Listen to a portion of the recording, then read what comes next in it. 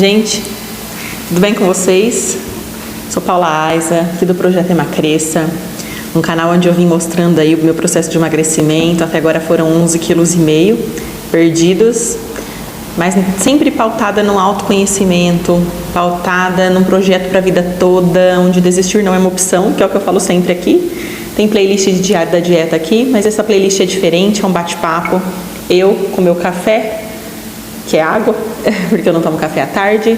Vocês aí do outro lado com o café de vocês. Não tenha pressa, não pule esse vídeo, porque esse vídeo não tem como pular, né? É como você acelerar uma conversa com uma amiga, não tem como, né? A gente tem que conversar. Tô tentando gravar pelo fone, ver se o áudio fica melhor, para a acústica não ficar aqui dando eco. E vocês sabem que eu gosto muito de trazer histórias aqui, né? Gosto de trazer histórias, reflexões nesse café. E hoje eu quero compartilhar e dividir uma história minha, né? Uma coisa pessoal minha, que eu vivi na minha vida e que acho que tem muito a ver com o que a gente vai falar hoje, né? Eu venho de quem está aqui há mais tempo sabe, eu venho de uma origem bem humilde, né? O meu pai, ele trabalhava no campo, né? Trabalhava a vida inteira em sítios, então a gente, né, não pagava aluguel, porque morava nos sítios onde o meu pai trabalhava, né? E nós éramos da nossa família em 5, né? Eu tenho um irmão que já não está mais aqui conosco, mas meu pai e minha mãe, nós éramos, quando crianças, em 3 irmãos. E meu pai, ele teve uma época onde eu tinha ali uns 13 para 14 anos, né? O meu pai, ele recebia um salário, que seria um salário mínimo, para sustentar nós 5, né? Nessa época. E eu sempre tive o sonho de ser professora, né? Fui por 15 anos, então já vou falar que a história ela tem um final feliz, né? Fui por 15 anos e abandonei a educação para trabalhar na área mais técnica do judiciário, que é o que eu trabalho hoje. Mas eu tinha esse sonho, né? Era um sonho desde que eu pisei os pés na escola na primeira vez com 6 anos de idade. E os meus pais sabiam, todo mundo sabia que esse era o meu sonho, né? E todo mundo, à minha volta, me incentivava da maneira que podia. Porém, o meu pai, muito cedo, ele tinha conversas comigo. Ele dizia: filha, você pode ser o que você quiser, né? Papai não vai ter condição, o pai não vai ter condição de pagar uma faculdade para você, né? Não tem como. Mas você pode estudar, se esforçar, tirar as melhores notas, depois começar a trabalhar e com o dinheiro do seu trabalho pagar uma faculdade, você é capaz. Então ele mostrou sempre a função do estudo, a importância do estudo, né, para mim, para os meus irmãos, né, mas vou falar aqui de mim, para mim, mesmo ele e minha mãe tendo estudado até a 4ª série só, né, mas eles entendiam a importância do estudo. Ele sabia que não é o que ele vivia que ele queria para nós, né, que ele queria para mim. E num dado momento, quando eu estava ali com os 14 anos mais ou menos, um belo dia, na escola vieram com uma notícia lá que numa cidade próxima, eu morava em Schmidt, Engenheiro Schmidt, que é distrito de São José do Rio Preto na época, né, num sítio longe da cidade, e que ia ter uma prova, um vestibulinho para entrar para o magistério na época, né, para entrar, e que lá seria, só falaram isso, que lá ia estudar período integral, né. E eu já, de pronto, já pensei, já era, né? Não tem condição nem de ir, né? De frequentar, com que dinheiro vou pagar passagem, essas coisas. Só que eles falaram, e quem passa nessa prova recebe uma bolsa, um auxílio para estudar de um salário mínimo na época, né? Que era praticamente ali o salário do meu pai. Pois bem, eu cheguei em casa, né? Só que as inscrições iam até naquele dia. Então eu cheguei em casa 1h da tarde, as inscrições eram até 5h da tarde, por exemplo, para vocês entenderem. E eu cheguei e eu falei, não posso nem falar, é o horário de trabalho do meu pai, eu não vou nem falar, né? E minha mãe, eu me lembro exatamente, a minha mãe estava passando roupa, meu pai trabalhando, né, no sítio, e minha mãe estava passando roupa, e aí eu cheguei perto da minha mãe, contei para minha mãe, e aí ela falou, e você não perguntou para o seu pai se ele pode te levar para fazer a inscrição? Eu falei, mãe, ele não vai levar, né? Ela falou assim, você pediu para ele? Você falou para ele? E aí eu fui e falei para ele. E aí, vocês vão ver que eu vou ficar o tempo todo emocionada para falar disso, porque é uma das lições mais valiosas que eu tenho na minha vida. Meu pai, eu lembro exatamente, ele estava trabalhando, ele estava sujo de terra, né, com as mãos sujas, é como se eu visse ainda as gotas de suor escorrendo na testa dele. Ele falou assim: filha, é isso que você quer? Você quer muito isso? Eu falei: quero, pai, é isso que eu quero muito isso, porque naquele momento eu entendi que era a chance de eu ter o que eu queria, o que eu precisava, o que era o meu maior sonho. Quer dizer, qual era a dificuldade para eu virar uma professora? Eu ter condições de pagar um nível superior. Eu estava terminando a 8ª série, existia essa possibilidade, né, do magistério, que era nível médio e já profissionalizante junto, né? Você já saía podendo dar aula do infantil até a 4ª série na época, que hoje não é mais assim a nomenclatura, né? E ele falou: então, vai lá, toma banho e se troca, que eu já vou me trocar para te levar. E eu me lembro de ver ele indo no armário e pegando um pote de moedas. E aquele pote ele usou para colocar, né, o combustível para a gente ir e tudo mais. Nós fomos, fizemos a inscrição. Anos depois, eu vim a saber que aquele pote aquelas moedas eram o último dinheiro que ele tinha no mês. Ia demorar ainda alguns dias para ele receber de novo. E que, na verdade, ele não sabia se aquele combustível daria para a gente ir e voltar. Ah, Paula, por que vocês não foram de ônibus? Porque não passava ônibus. Era no sítio, longe pra caramba. Mas ele tinha a certeza ou a esperança, né, que daria para chegar. Depois, era o que ele tinha, sabe? Era o que ele tinha. Fomos, fizemos essa inscrição. E eu, mesmo sem ter noção que era a última moeda que ele tinha, né, mas eu sempre valorizei muito, assim, essa questão. Eu tinha consciência da dificuldade. Eu tinha muita consciência da nossa dificuldade, sabe? Eu me dediquei, assim, o que eu podia para estudar para aquilo, né? Dentro das condições que eu tinha, estudar para aquela prova. Chegou o dia da prova, eu fiz a prova, né? E até com uma certa confiança. Mas no final do processo, teve uma reviravolta, uma escola que estava sendo considerada particular, depois foi considerada pública, pôde entrar na disputa, teve que ser reclassificado tudo, fizeram uma entrevista psicológica. Desculpa. Depois da prova escrita, fizeram uma entrevista psicológica com esses candidatos para essas vagas. Enfim, e realmente foi muito disputado, né? E foi a primeira vez que eu tive contato com isso. Eles chamavam de vestibulinho na época. E eu me lembro que no dia que a gente foi ver a classificação a primeira vez, a classificação não existia, porque aí tinha dado essa polêmica, ia entrar mais um monte de gente, teve que ter essa entrevista. Então, assim, eu estava desesperançosa, sabe? E eu me lembro que no dia que nós fomos ver o resultado, né, final, nós entramos na escola, nessa escola, né, onde eu iria estudar se eu passasse. E não era só o meu sonho, era o meu sonho. E eu ia ser a primeira pessoa da minha família a conseguir ter um nível técnico, pelo menos, da minha família inteira, né, da minha família inteira. E eu me lembro que fomos todos, né, bem trocadinhos, fomos todos. Meu pai tinha uma Brasilinha azul, que daria uma outra história, como é que ele, com as dificuldades dele, ele conseguiu ter aquele carro, né? E nós fomos todos, eu, meu pai, minha mãe, meus irmãos. E eu lembro que estávamos todos com a melhor roupa que tínhamos, e eu fui olhar, né, a parede com os nomes. E eu estava acho que tão desesperançosa, ou com tanto medo da decepção, de decepcionar também o meu pai, sabe, os meus pais, que eu olhei de cima embaixo, olhei de baixo em cima, olhei por ordem alfabética, olhei tudo, e o meu nome não estava lá. E eu me lembro que, nossa, esse assunto ele é muito, muito delicado para mim, mas vocês vão entender por que eu estou falando disso.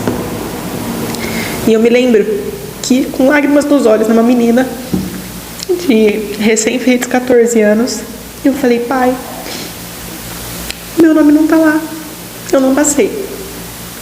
E o meu pai tem dificuldade na leitura e na visão.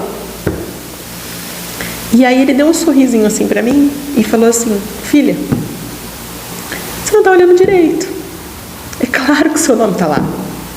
E riu. E ele falou aquilo com tanta certeza, uma certeza tão bonita, que eu fui obrigada a olhar com atenção de novo. E o meu nome estava lá. E foi um momento de grande alegria, e tudo que veio depois, toda a luta que veio depois, porque aí é só o início de uma luta, né? E toda a luta que veio depois. Enfim, eu me formei em dezembro, 4 anos depois, em fevereiro eu já estava concursada. E aí pude pagar minha faculdade, né? Enfim. Mas eu sei que ele não viu meu nome lá. Ele não tinha como ver, porque ele nem enxergava direito, nem tinha facilidade para ler, para naquelas letras miúdas ele ter encontrado o meu nome. O que ele tinha era uma fé muito grande em mim e no meu potencial, e ele tem até hoje. Ele tem até hoje. Quando eu fui prestar o concurso do fórum, que eu já contei aqui, me emocionei também em outro café, ele falou para mim: você consegue, porque você consegue o que você quiser. Ele mantém até hoje viva essa confiança em mim. E algumas vezes na minha vida, quando eu duvidei disso, me vinha isso para fortalecer, sabe? Ele acreditou cegamente em mim. Ele depositou aquelas moedas que ele tinha, representa a fortuna, todo o dinheiro no banco de um pai milionário. Eu não acho que todo pai pegaria toda a fortuna que tem e depositaria de confiança num filho, igual meu pai fez com aquelas moedas, né, para colocar combustível naquela brasilinha, para a gente ir, né, e a fé de que nós vamos chegar. Depois a gente vê a confiança de que as coisas dariam certo. E ele já via o meu nome na lista antes. E aí, recentemente, eu venho passando por um processo assim, que eu tô com alguns planos muito grandes, alguns sonhos muito novos, e que eu estava me boicotando e me pegando, não acreditando em mim, sabe? Vou ser muito honesta com vocês. Mas aí eu lembrei de toda essa história de novo, revivo, que toda vez que eu lembro, revivo ela. E eu falei: gente, eu posso ouvir o meu pai falando: o seu nome já está na lista, o seu nome está aí, você só não está vendo. Então hoje eu sei que o meu nome já está lá na lista de realização dos meus sonhos. Ele está lá, no lugar dele, por ordem alfabética, lá no lugarzinho dele, de P, de Paula, está lá.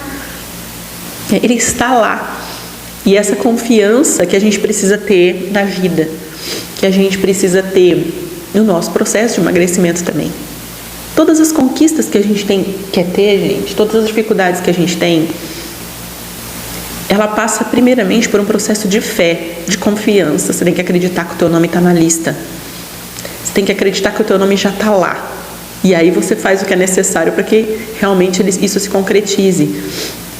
Então, às vezes, você está com muito peso para perder. Às vezes, você já está desesperançosa que você consegue. Às vezes, você acha que você só vai conseguir através de uma cirurgia. Ou nem na cirurgia você deposita confiança. Mas você precisa ter fé e acreditar que o teu nome já está na lista. Que você vai chegar naquele peso, naquela saúde que você quer, naquele corpo que você quer. Seja o que for, sabe? Seja o que for a tua vontade, o teu sonho, você vai chegar. Você precisa apostar todas as suas fichas, todas as suas moedinhas, sabe? Todas as suas moedinhas. E seguir em frente, e lutar, e aprender como é que você tem que fazer, e seguir, sabe? Porque a chance daquilo dar certo, com essa energia de que vai dar certo, é muito grande. E aí tem um presente que para mim foi o presente mais lindo que eu já dei pro meu pai. E dei para mim também, né? Eu dei um para ele e um para mim. Tem um na casa dele e um aqui. Que foi uma réplica igualzinha, da mesma cor, né? Da brasilinha. O que representa essa réplica? Tá sem as portinhas, porque meu filho tirou as portinhas. Mas eu gosto de sempre olhar para ela, porque ela me lembra disso. Ela me lembra de que eu tenho que dar tudo de mim por mim, porque foi isso que meu pai fez, ele deu tudo dele por mim, né? Ele já viu meu nome na lista antes e foi isso que ele fez. E depois que eu passei nessa prova, ele perdeu o emprego que ele estava e ele ia voltar para casa dos meus avós, né? Que ele tinha construído um quartinho lá no sítio, uma época, uma casinha no sítio, e aí era a única maneira que ele tinha de voltar. Mas ele sabia que o meu sonho era muito grande, que ele ia ter que me deixar para trás para eu estudar. Foi bem ali na hora que eu passei nessa prova, sabe? Então a gente estava vendo como é que ia fazer, se eu ia morar com a minha madrinha um tempo. Várias pessoas ofereceram para eu poder ficar, né? E o meu pai, ele não quis me deixar para trás. Ele reformulou os planos dele, ele deu outro jeito, arrumou um emprego no outro sítio para não me deixar para trás. Em momento nenhum ele cogitou me tirar do meu grande sonho. Ele poderia ter dito: filha, você tem só 14 anos, eu não vou te ter, você vai ter que ir embora com a gente, né? Vai ter que ir pra lá. Mas ele sabia que lá ia ficar mais distante ainda e que aquela oportunidade era muito grandiosa. Então, mais uma vez, ele deu tudo para acreditar no meu sonho. Tudo. E tudo que eu falo não é material, porque ele não tinha nada, né? Não tinha nada. E isso é tão grandioso, isso é de um valor tão grande. Então, isso aqui me lembra muito. Me lembra do quanto eu tenho que apoiar os meus filhos, do quanto que eu tenho que ser uma apoiadora de pessoas, apoiadora de sonhos, e que isso não envolve necessariamente dinheiro, e que isso não envolve, sabe? Não envolve. Então, você acreditar em alguém, acreditar em você mesma, com todas as forças da sua alma, já vendo o seu nome na lista, sabe, o seu nome já está na lista. Eu não sei, às vezes você, por exemplo, tem um sonho de passar num concurso, por exemplo, sabe, já veja o seu nome na lista e trabalhe para aquilo acontecer. Não é positivismo lá, zen, nossa, já estou vendo, ficar só mentalizando, né? Eu respeito muito essa questão da lei da atração, leio algumas coisas a respeito, né, de física quântica, tudo isso, gosto, me interesso, mas não vazio, sabe? Não é o otimismo vazio, a fé vazia, nada disso, sabe? Eu acredito que a fé move montanhas, mas eu acredito que a gente tem que fazer força, a gente tem que empurrar, a gente tem que fazer a nossa parte para que Deus faça dele, se você acredita em Deus, né? Ou em qualquer coisa que você acredite. Então né? Eu quis trazer essa história para vocês, né? Eu acho que se eu fosse fazer uma tatuagem um dia, eu acho que seria alguma coisa relacionada a isso, né? Ou uma lista, ou uma Brasília azul, não sei, né? Se eu fosse, eu não tenho nenhuma tatuagem ainda, até hoje não, mas se eu fosse fazer um dia, eu acho que seria alguma coisa relacionada a esse momento da minha vida, né? Que foi o momento em que eu entendi o poder que tem você acreditar que aquilo aconteceu, o poder que tem você acreditar que você é capaz.